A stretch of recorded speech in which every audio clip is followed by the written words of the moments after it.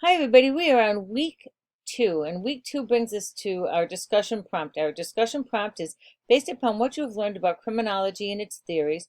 Why is this field so important in understanding female offending and victimization, or the theoretical perspectives?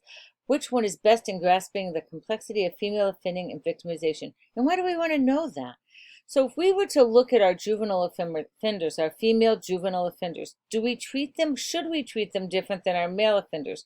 Because if we look at theories on why people commit crimes, wouldn't it be better to make it very much like an IEP, an individual ed plan, to make an individual um, plan for a juvenile female to be better? Because remember, our juvenile court is based on making it a learning process and moving forward and not a punitive process. They usually will find somebody adjudicated a delinquent, but they don't want to say that you are actually guilty of a crime, and they work more towards diversion. Our probation in the juvenile courts, about 97% of the cases are done through diversion, so they don't have a criminal record, and they're working to get them away from offending. So how do we get them away from offending if we don't know what caused them to offend? And that's why you start looking at these theories, and some of these theories are just like, makes your head spin, as I'm sure that you're reading them. Our next part of this week's, now I want you to remember, on this discussion, you must have four responses. Four responses that are good responses, not, a couple lines here or there. Give us what your response to it is. And you can say, I agree with you because of blah, blah, blah, blah, blah, and come up with, or I disagree. But remember, we must always be respectful. Our next thing I want you to look at is going to be the written assignment. And the written assignment is the prompts on that are: criminology is a theoretical field. It is not a field separate from criminal justice. Its theories are connected to crime. Crime prevention, let's not forget, crime prevention should be right up there. Law and policy. In this assignment, you'll be exploring this by examining criminology theory and how its perspectives can assist us in understanding the gendered nature of crime. Respond to the following prompts in your assignment. Theory. Discuss the role of criminology in understanding the female offender. What makes her tick? What makes her commit crime? Is it different than men? Remember, men, about 90% of all homicides are committed by men. What about that 10%? What keeps the other, we're about 50% of the population, but we only commit 10% of the homicides. Crime. Research and discuss three crimes women are more likely to commit comparative to men, and why?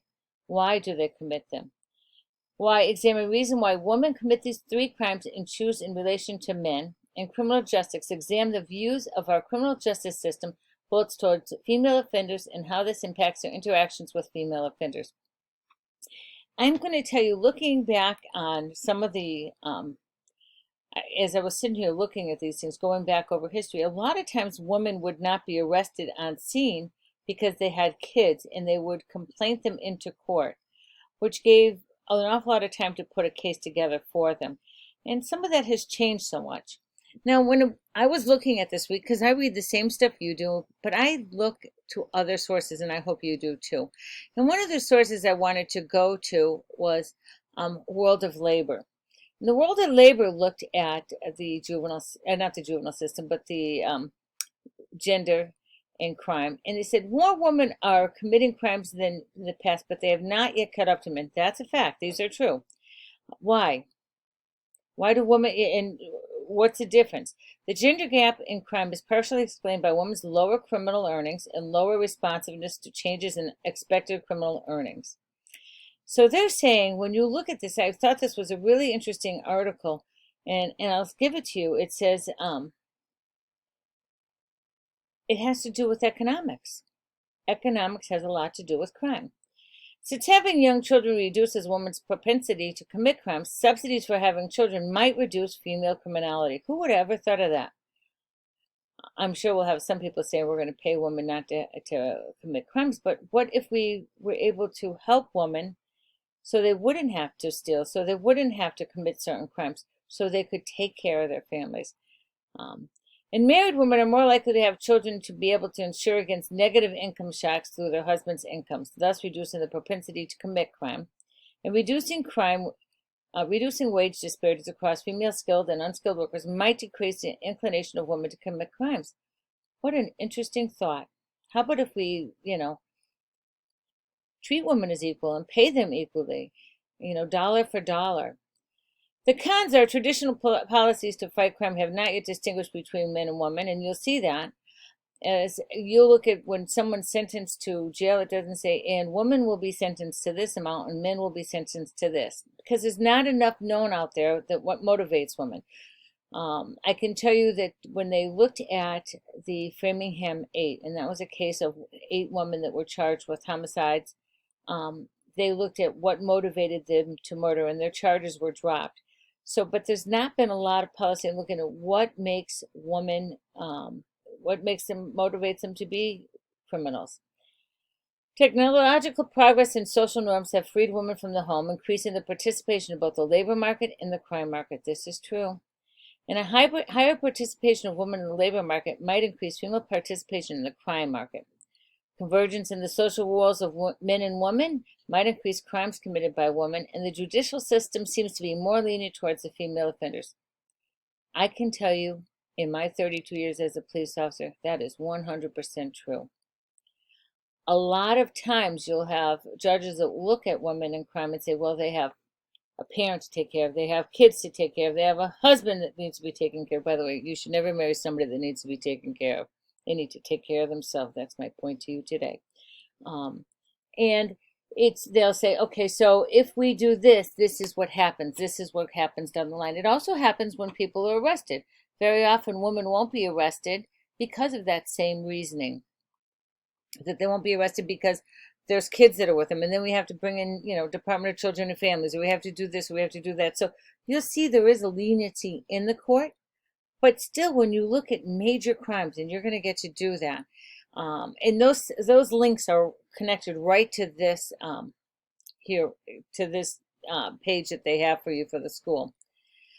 I also am going to send you the thing on women offenders, and I thought this was a really interesting article. It is a 2000, but it's through the Department of Justice, and the Justice puts out reports all the time, and I thought it was a very interesting one.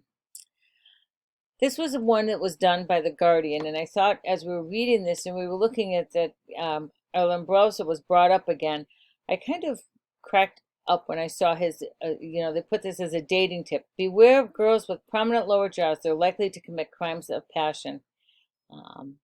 It was really quite funny. It was from 1893. He concluded the woman who broke the law exhibited crude male traits. The profile was simple: short, lusty, vulgar, and prone to wrinkles. They also had darker hair and smaller skulls than normal women. That's how you knew who was going to commit crime. Freud also thought criminal women more like men, sort of. He blamed female crime on masculinity complex, which could be traced back to, of course, penis envy. And I thought, they don't have any of this right, do they? So when you're looking at this week, if you have any questions, feel free to call me. If you have any issues with finding anything, I would hope you would call me right away. Text me, send me an email. I'm going to show you in here, you're going to have all the, you have the UCR website, the NIBRS website, and the National Crime Victimization Survey. Now, the thing that I like best about the National Crime Victimization Survey is I feel it's a more honest survey because it's based on what the victim is telling you. And I think it's very interesting. When you go to the UCR website, it's based on arrest. So let's say that somebody gets arrested for, he murders a woman, but he also rapes her. So which one are they going to count? How are they going to count it? It's based you have to look at how things are counted and who's counting it. So put your own state in, see what you can find. If you have any problems, let me know. I wish you all the best of luck and have a great, healthy week.